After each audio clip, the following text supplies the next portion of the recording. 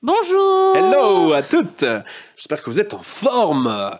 Et comme promis dans l'épisode de la semaine dernière, si vous ne l'avez pas vu... Correction du quiz. Voilà, je vous invite à aller le voir. Du quiz. On va vous faire... Le quiz. Mais pourquoi tu l'as pas appelé comme ça? Oh putain. Mais Loïc. Oh la révélation. Le quiz. Le quiz. Remodifie tout sur le site. Je vais tout modifier. Génial. C'est le quiz. Bien joué Pauline. Bien joué à toi. Alors... Bah du coup, celles qui écoutent le podcast comprendront pourquoi il s'appelle comme ça. Petite révélation en plein milieu de tournage. Le Q is celui qui va vous faire prendre du cul. Donc, on l'a sorti, il est disponible, vous avez le lien en dessous. Si vous savez pas de quoi on parle, allez écouter l'épisode de la semaine dernière. On vous a fait un test qui va vous donner un score sur 100, qui va vous dire exactement ce que vous faites bien, ce que vous faites pas bien, dans votre entraînement, dans votre nutrition, dans votre organisation et dans votre programmation d'une manière générale. Donc voilà. Ce test, il faut avoir 100 sur 100. Si vous avez 100 sur 100, bienvenue. C'est très dur. À l'heure actuelle, la meilleure note, c'est 4. Ah, pas bienvenue pour celles qui ont pas 100% du coup. Si, du coup, si. Tout le monde bienvenue. Celles qui ont 100%, bienvenue. Les autres, vous pouvez quitter cet épisode. Non, mais je vais dire Surtout que c'est bienvenue tout dans le l'inverse. club des 100, parce que c'est très dur. Ah. Ouais, mais tu fais bien de me le dire, parce que ma transition, c'était ça, justement. C'était qu'à l'heure actuelle, sur le nombre de réponses qu'on a, la meilleure note, c'est 85%. Personne n'a fait mieux que ça, et c'est bien dommage. Et la moyenne, c'est 44%. Et c'est vraiment bas. C'est vraiment, c'est même pas la vraiment moitié, bas. quoi. Donc, Vous progressez beaucoup moins vite, vous progressez plus que 2 fois moins vite. au lieu d'avoir des résultats en 3 mois, ça veut dire que vous les aurez en un an, plus d'un an. Et Plus encore, d'un an, faut pas vous démotiver. Ouais. C'est ça, en fait, le vrai facteur. Plus vous perdez des pourcentages, plus il y a un facteur de démotivation qui s'installe. Parce que quand on a ces résultats en une semaine, c'est très motivant. Mais quand on les a au bout de 10 ans, bah, peut-être qu'on a plus envie de s'entraîner à la fin. Non. Peut-être qu'on a arrêté depuis longtemps, d'ailleurs. Déjà, même juste 2 ans, Loïc, ça me paraît énorme pour avoir des bons résultats. Bah, t'imagines, il faut tenir 2 ans. T'imagines, juste on te dit, tu vois cet iPhone-là, si tu travailles bien à l'école, pendant toute ta scolarité au collège, et peut-être même le lycée, ça dépend si t'as des bonnes notes, je te donnerai un iPhone à la fin du collège. T'imagines comme il faut être déter? Ouais, c'est En clair. fait, non, c'est pas une bonne métaphore c'est parce pas que la t'es bonne obligé métaphore parce d'aller au que collège. Oui, ouais, nul. Nul la métaphore. Surtout que, non, ça n'a rien à voir parce que pour le coup, pour obtenir des résultats physiques, il faut que tu ailles te déchirer à la salle, quoi. Tu transpires et tout. C'est clair. Et pour pas de résultats. Moi, je te propose qu'on enchaîne directement sur ce fameux quiz. Donc, moi, ce que je vous invite à faire, c'est déjà d'aller le faire. C'est très important. Allez faire le test. Prenez conscience de votre score sur 100 et des débriefs que vous allez recevoir. Et revenez écouter ensuite cet épisode parce que là, on va vous dire exactement comment faire pour avoir le fameux 100%. Vous contentez pas de juste savoir ce qu'il faut faire pour avoir 100%, quoi. Regardez, c'est bien de se comparer. C'était exactement ça, Pauline. Je vous remercie d'avoir précisé les choses. Ouais, écoute, c'était histoire de combler un petit peu le vide, quoi, le temps que tu cherches ton truc. Ok, donc on arrive sur cette page très sobre et on va tout de suite cliquer sur commencer le test. Donc, première question, c'est parmi ces 18 familles d'exercices, lesquelles tu as fait au cours des 3 derniers mois? Et oui, c'est très important. Et là, tout de suite, pour avoir le 100%, la première chose qu'il faut faire, c'est qu'il faut cocher les 3 premiers. Si vous ne faites pas du hip thrust, du squat et du soulevé de terre tous les mois de toute l'année, déjà, c'est mort. Ouais, toutes les semaines, hein, ça c'est obligatoire. Ouais, c'est vraiment obligatoire. Et ensuite, pour avoir le 100%, c'est assez simple. Il faut... Tout cocher. Non. Non, parce que c'est difficile de faire toutes les familles de tous les 3 mois. Alors, c'est vrai que c'est l'idéal. Pour le coup, Loïc, dans nos programmes, on les a tous fait. Hein. Nous, chez Glut Games, on s'arrange. Il y a quand même une réflexion pour que les fassiez tous. Mais en fait, vous pouvez avoir quand même la note maximale si vous en faites au moins 10 sur les 18. Donc, c'est quand même difficile à faire, 10 sur les 18. Vas-y, Pauline, je te laisse en cocher du coup 10 au hasard. T'as 9. Et vas-y, un 10e. Ok, tu descends et tu valides. Donc, deuxième étape, à quoi ressemble ton entraînement? Alors là, en nombre de séances de muscu, on s'en fout, puisque nous, là, on vous donne un score de rendement sur les fesses. Nous, c'est ça qui nous intéresse, c'est à quel point vous pouvez prendre des fesses vite. Donc, combien de séances de muscu tu dois faire? C'est minimum 3. Vous cochez ce que vous voulez, mais 3 au minimum. Et du coup, la suite logique, c'est combien de ces séances de muscu sont dédiées uniquement aux fesses? Donc là, la bonne réponse, c'est 3 et non pas 2. Non. Et non pas 8. C'est pas possible. Non, mais 2, c'est bien, mais c'est pas assez. Hein. En fait, 2, ça suffit pour voir des progrès, mais pareil, c'est quoi votre délai? Si votre priorité, c'est de prendre des fesses, mais consacrez votre énergie à ça. Faites que ça, en fait. C'est logique. Ouais, ça sert à rien. Enfin, à quoi ça sert d'aller faire des tractions si vous, tout ce que vous voulez, c'est une silhouette en 8 en fait.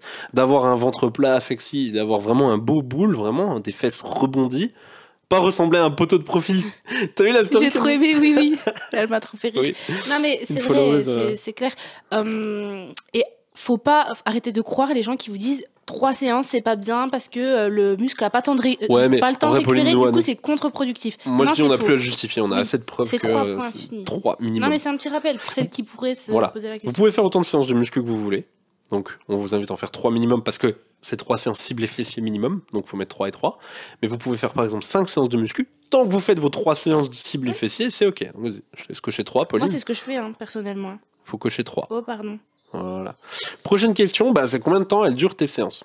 Alors là, il faut viser entre 60 et 90 minutes.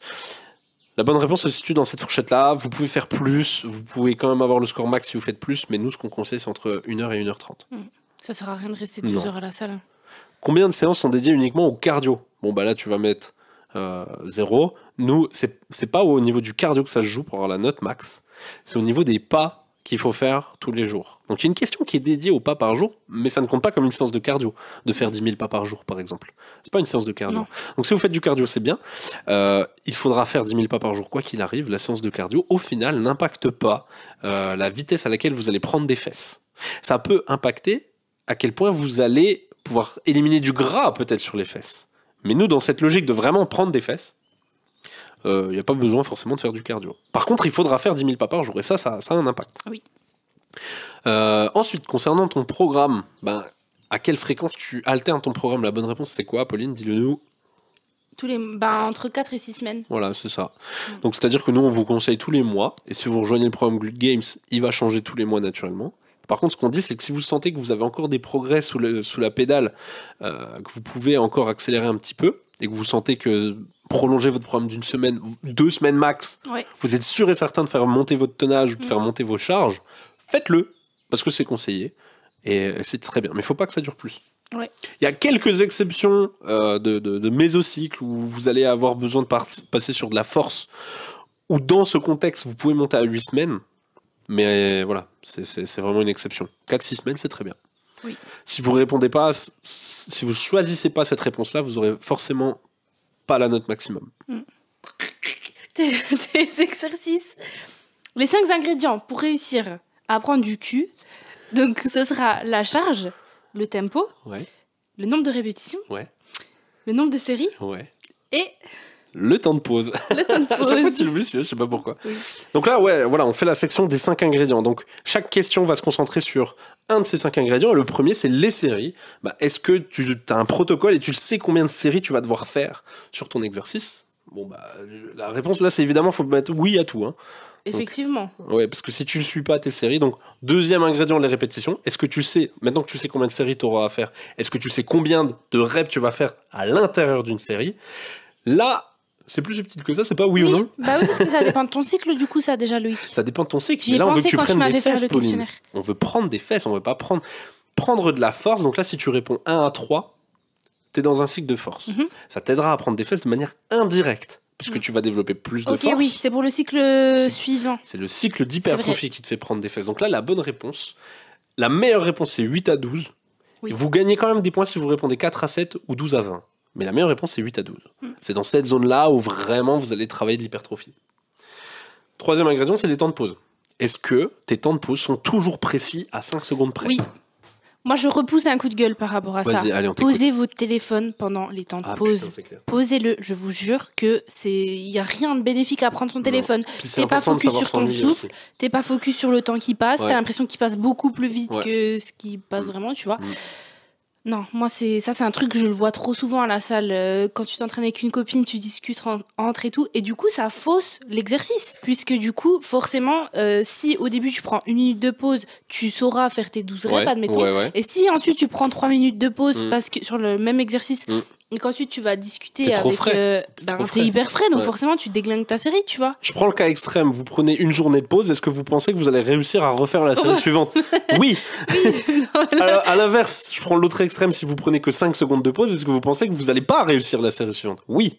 La réponse est oui aussi. Ouais, ça fausse Il tôt. faut être trop précis, c'est trop C'est important. trop précis. Faut... Ouais. 5 secondes max de différence. C'est sous-estimé. Si vous avez 2 minutes de pause, vous devez repartir entre 1 minute 55 et 2 minutes 5. Si vous prenez plus que 5 secondes d'écart d'une série à l'autre, c'est mort. C'est mort. Et ça a un vrai impact sur le score. Mais bien sûr, moi je vous donne l'astuce que je fais du coup pour être sûr de pas grailler du temps. C'est que, admettons, j'ai 2 minutes à prendre, je vais mettre sur mon chrono 1 minute 45, tu vois. Parce que le temps que tu appuies sur ton téléphone, que tu retournes te positionner et tout. En place, etc.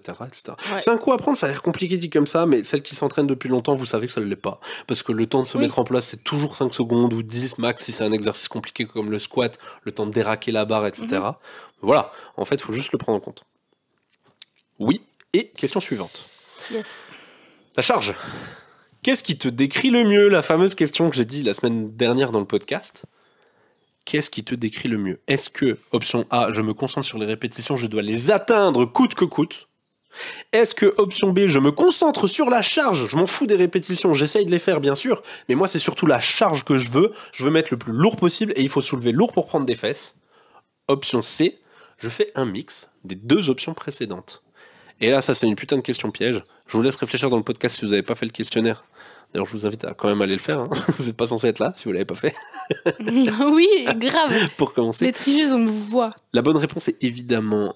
Pauline, vas-y, je te laisse expliquer. En fait, c'est moi qui parle depuis le début. Bah, c'est la C. Ouais. C'est la C. Il faut faire un mix des 2 parce que c'est le tonnage qui nous intéresse. Ce n'est pas le poids que vous soulevez, même s'il a un impact fondamental. Ce n'est pas les reps que vous soulevez, même si elles ont un impact fondamental. Il faut vraiment faire les 2. Il faut vraiment faire monter votre tonnage. C'est trop facile. Admettons, tu réponds la A, je me concentre sur les répétitions. Si tu veux être sûr d'atteindre tes 10 répétitions, tu risques de mettre un poids trop léger. Voilà, tu risques de mettre un poids trop léger. C'est ça le piège. Mais tu peux la prendre aussi dans l'autre sens, cette question. Et te dire, si mon poids est trop lourd, si j'ai mis trop lourd sur ma barre, mais que j'ai 12 reps à faire, et que j'arrive à l'échec à 8, et que j'insiste quoi qu'il arrive pour aller jusqu'à mes 12, c'est déjà un très bon comportement. Ah, mais ça, c'est la méthode du AMRAP, du coup. Mais voilà.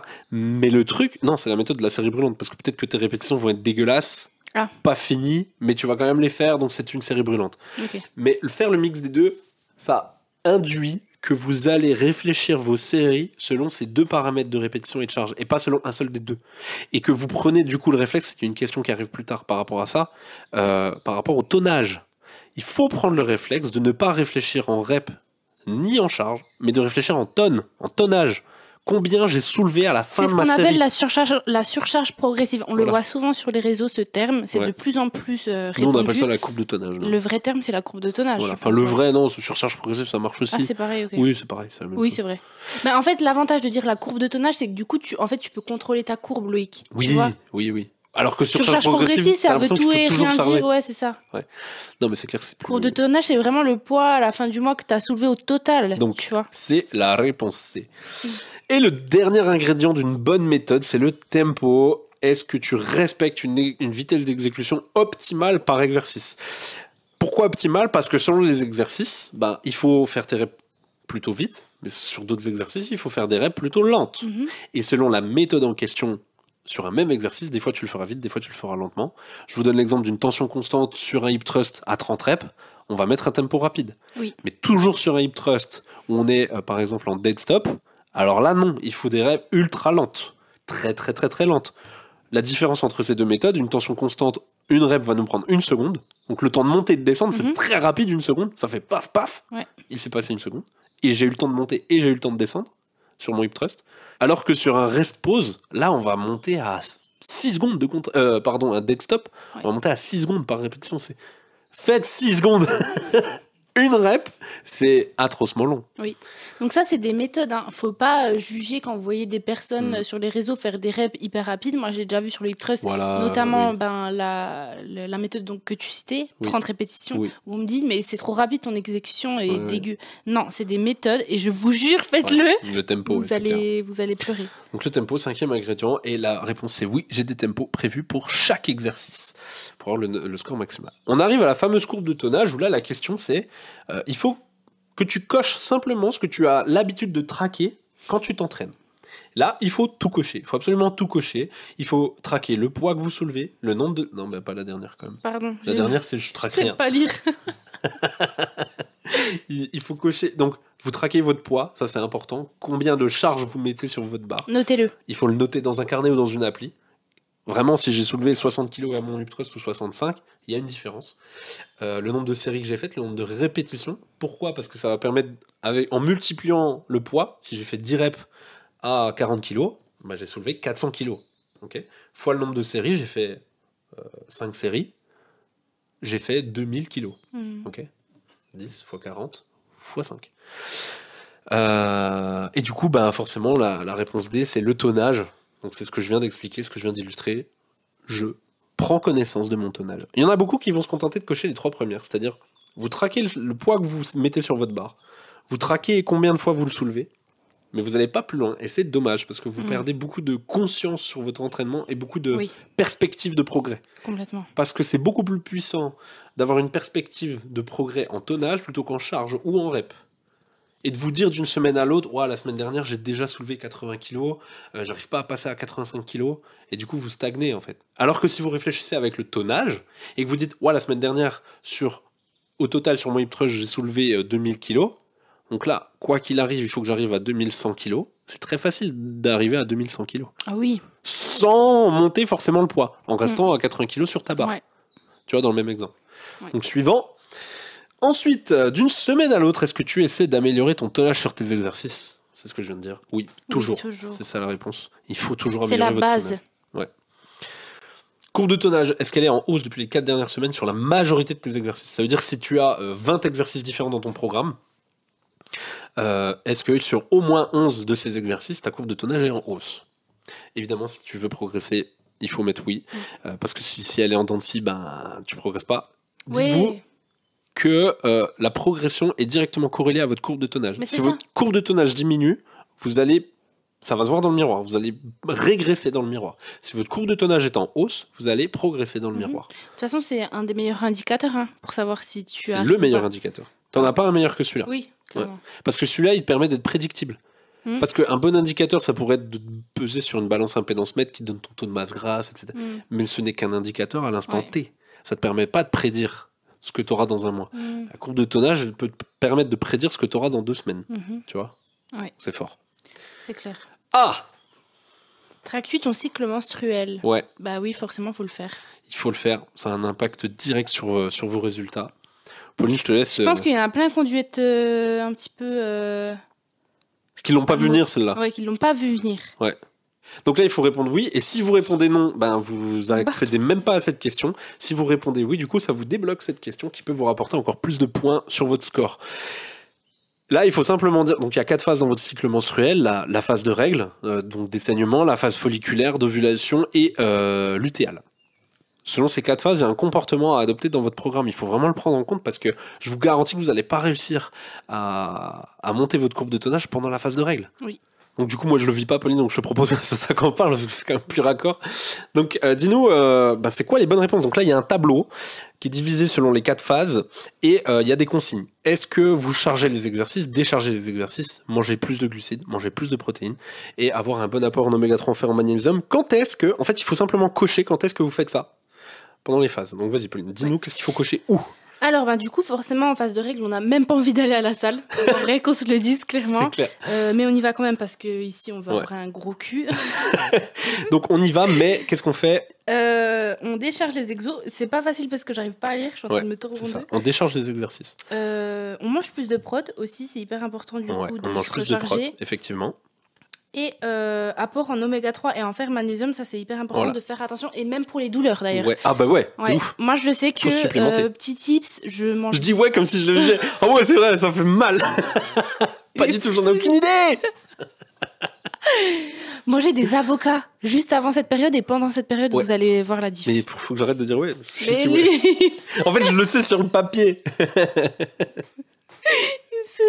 Ok, qu'est-ce que tu... Je pense que tu es plus renseigné que moi d'ailleurs à ce sujet. C'est possible. Qu'est-ce que tu fais en phase folliculaire du coup maintenant ? Phase folliculaire, c'est une phase neutre, on va dire. Ouais, on peut la mettre dans la catégorie des phases neutres. C'est donc comme la phase lutéale. On charge les exos là-dessus, voilà. On peut manger plus de glucides ? Non, pas du tout. Ah bon ? Ah, pas du tout. Oupsie. En fait, la phase folliculaire, il se passe pas grand-chose. Dans la phase folliculaire, je crois qu'on coche que ça. Hein. Non. Si, on coche que ça. T'es sûr ? Ouais, je suis sûr. Ok, je te crois.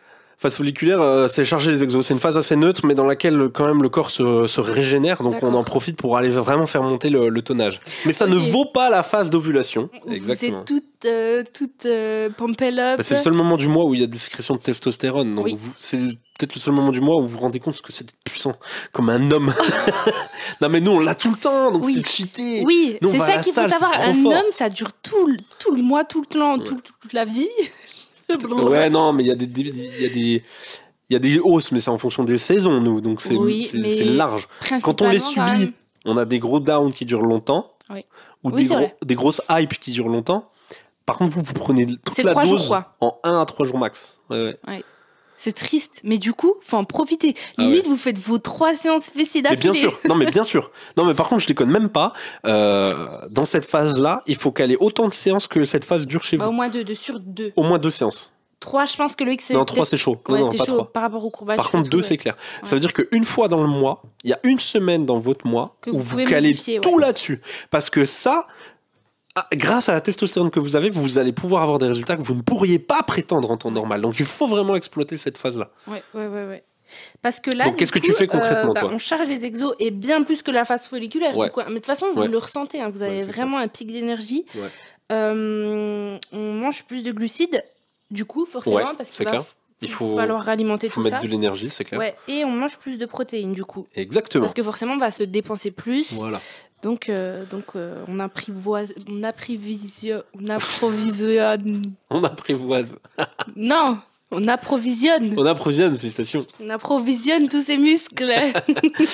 Et du coup, on termine par la phase lutéale. Et la phase lutéale, qu'est-ce qui se passe là-dedans ? Bon, rien.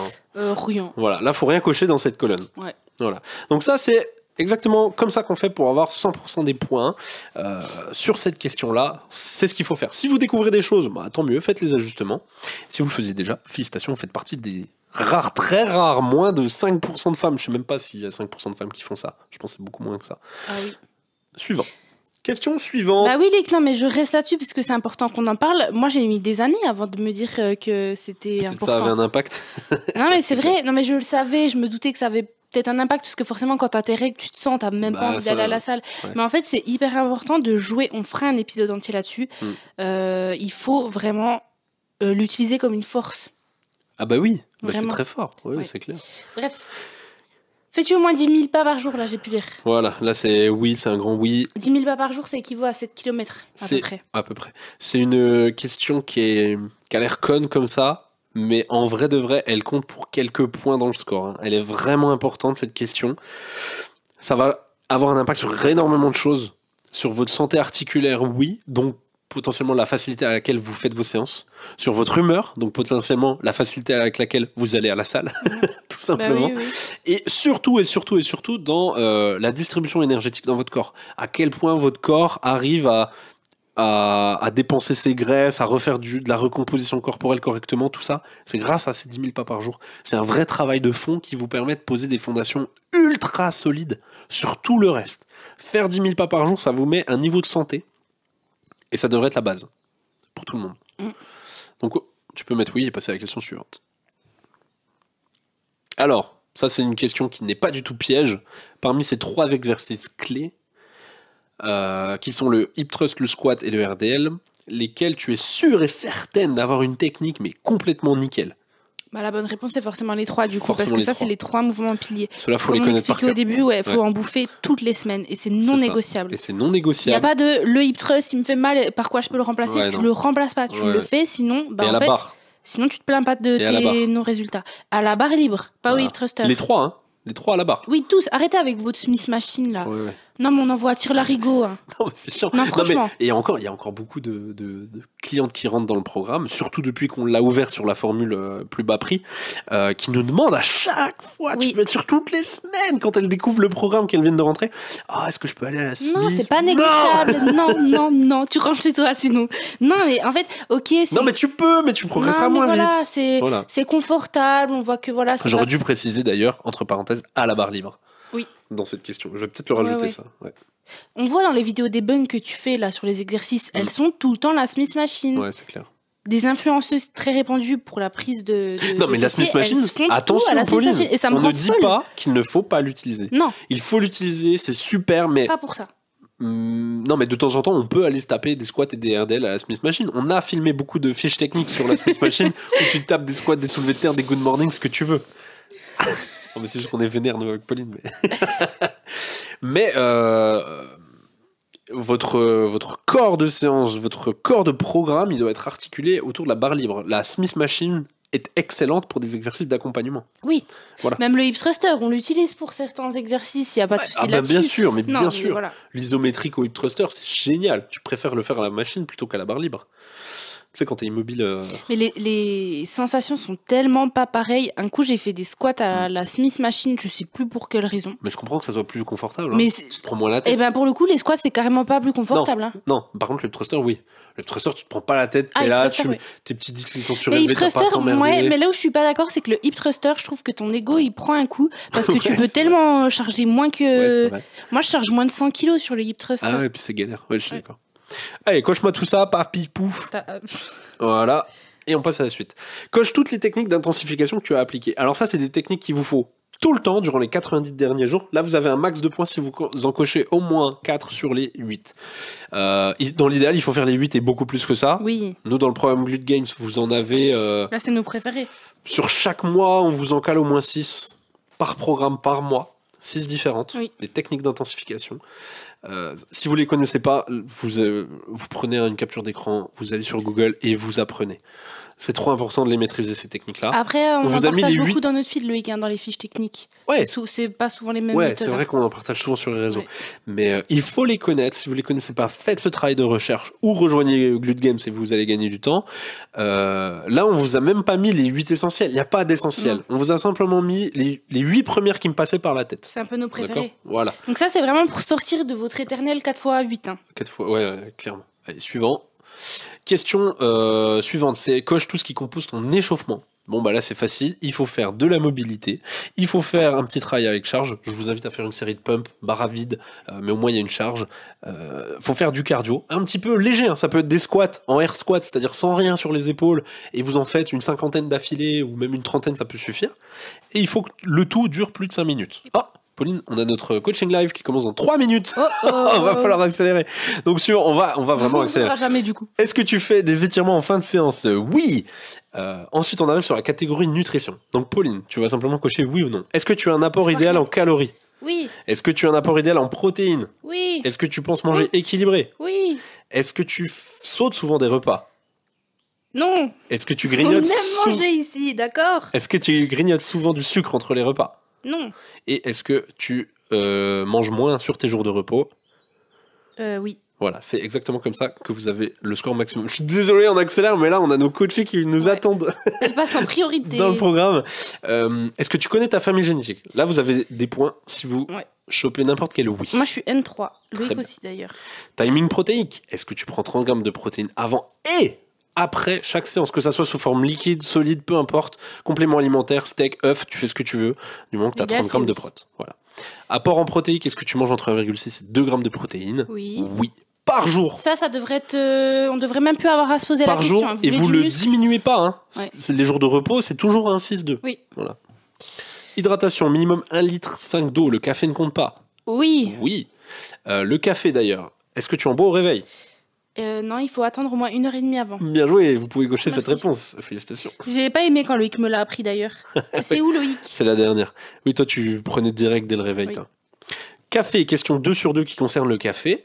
Est-ce que tu bois du café 1 heure avant ta séance? Moi j'ai mis oui. Oui, il faut mettre oui. Il y a des réels impacts, c'est démontré scientifiquement. On a un meilleur recrutement nerveux et musculaire sur le muscle. Donc, comme on arrive à mieux le recruter, on arrive à mieux le contracter, à mieux le dépenser et donc avoir plus de résultats. Ouais. Ensuite, les compléments. Première question concernant les compléments. Qu'est-ce que tu utilises pour soutenir tes objectifs? Nous, on vous conseille d'avoir de la protéine en poudre parce que sinon, de manger toujours solide, c'est très compliqué. D'avoir un apport en créatine monohydrate et des BCAA pendant la séance. Créatine repas du midi, BCAA pendant la séance et protéines pour soutenir l'apport parce que c'est très difficile. Voilà.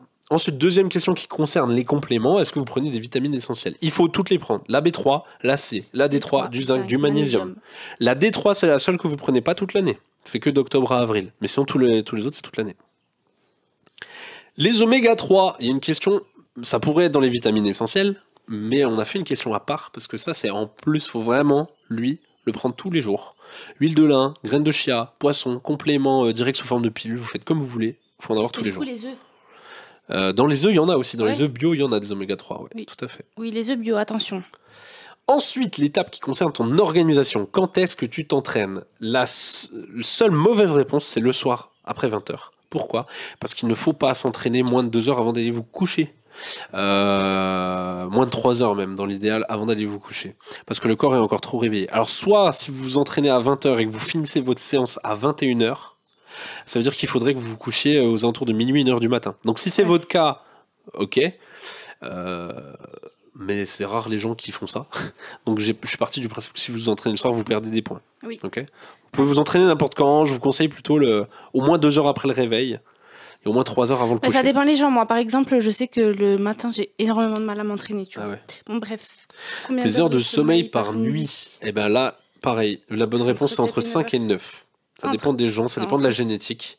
7 et 9. Entre 5 et 9. Ah ouais? Ouais. Donc à partir de 5-6 heures de sommeil, tu peux être régénéré. Et tu auras autant de points que si tu coches 7-9. Mais c'est 7-9 la meilleure réponse dans l'idéal, c'est 7-9 quand même. Ouais. Ouais.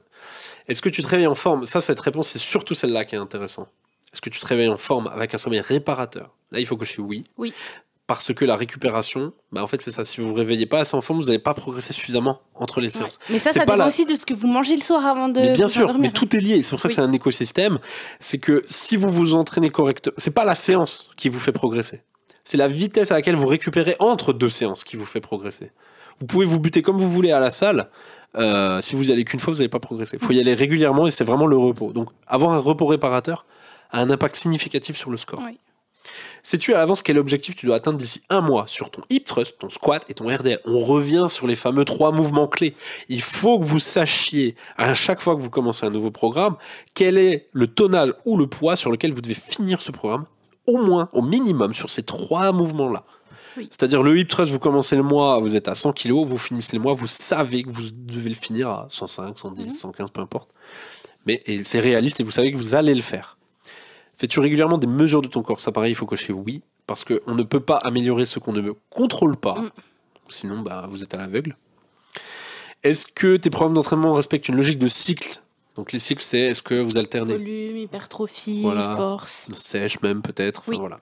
Donc, avant l'été. Là, dans 2 mois. Si vous répondez oui à cette question, vous débloquez la question suivante, qui rapporte encore plus de points, qui va compléter celle d'avant, qui consiste à dire toujours de la force après de l'hypertrophie. Si vous respectez une logique de force, c'est bien. Une logique de cycle, c'est bien. Mais alors à ce compte-là, mettez quand même de la force après l'hypertrophie. Si c'est ce que vous faites, très bien, vous gagnez encore plus de points. Ensuite, sur cette échelle, quel est ton niveau de stress actuel? Eh bien là, il faut répondre. Le maximum de points, vous le chopez entre 0 et 3. C'est-à-dire que s'il y a un niveau de cortisol trop élevé dans votre organisme, ça va attaquer vos muscles. Complètement. Ça se nourrit, la molécule va acidifier le corps et l'acidité. Donc ça a un impact indirect, mais ça a un impact. Ça va, l'acidité désagrège en fait la densité musculaire. C'est trop peu connu ça. Ouais. Donc du coup, c'est très très très important de ne pas être trop stressé dans sa vie. Et là, c'est très subjectif, mais tous ceux qui répondent, on va dire entre 4 et 6, sont des gens qui sont, on va dire, dans un stress normal. Mais un stress normal dans notre société actuelle, mais un stress normal dans notre société actuelle, c'est déjà un stress trop élevé. Tous ceux qui répondent au-dessus de 6, ils perdent des points. Et tous ceux qui répondent 0, 1, 2 ou 3, c'est des gens qui sont avec des niveaux de cortisol bas. Et c'est ça qu'on recherche. Ensuite, l'adresse mail, hop, nous on va mettre une adresse secrète que personne ne connaît. Regardez pas. Je ne sais même pas comment faire le arrobase. Je coche alors que tu mets n'importe quoi. Ok, donc la fameuse vidéo qui t'explique un petit peu, et là on découvre le score. Et voilà, et on a réussi à avoir la preuve en vidéo, le fameux score de 100%. Il est là, il est beau, avec 100% du coup dans toutes les catégories, entraînement, nutrition, organisation. Et là ça vous explique tout, tatati, tatata. Bon là c'est pas intéressant parce que nous on a 100%, mais du coup ça vous explique exactement où vous en êtes par rapport au point que vous avez. Si vous avez 30%, ça va vous dire c'est quoi le souci. Voilà. Etc. Franchement, propre. Hein. Non, il est propre. Vraiment, il y a 10 ans d'expertise là-dedans. Toutes les recherches scientifiques attestent ce qu'on vous montre ici. Toutes les questions vraiment ne sont pas posées au hasard. Elles sont basées sur des études scientifiques Et couplé à notre expérience, on a pu constater, nous tous avec Pauline, sur le terrain, sur aujourd'hui plus de 500, on se rapproche bientôt de la barre des 1000 coachés, t'imagines, depuis le début. C'est un sacré nombre de vies qu'on a pu impacter. Je suis plutôt content. Donc voilà. J'espère que vous allez rejoindre l'aventure. À la fin de ce quiz, du coup, le découvriront.